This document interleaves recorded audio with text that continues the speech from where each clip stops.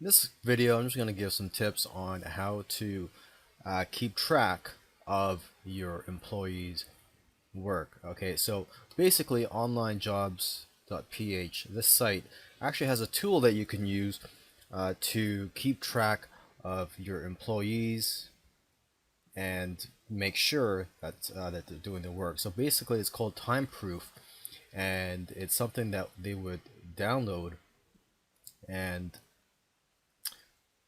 when they log in to this app, what this software does, it'll keep track of their work, and it'll allow you to see screenshots of their work time.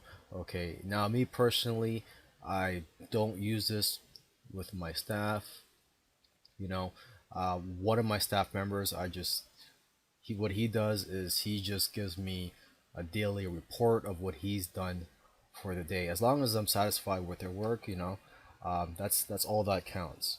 All right. So basically, everyone is different. If you want, you could try to keep track of your employees' work using this tool, or you can just get them to provide a quick report or just a quick email with a summary of what they've done for the day.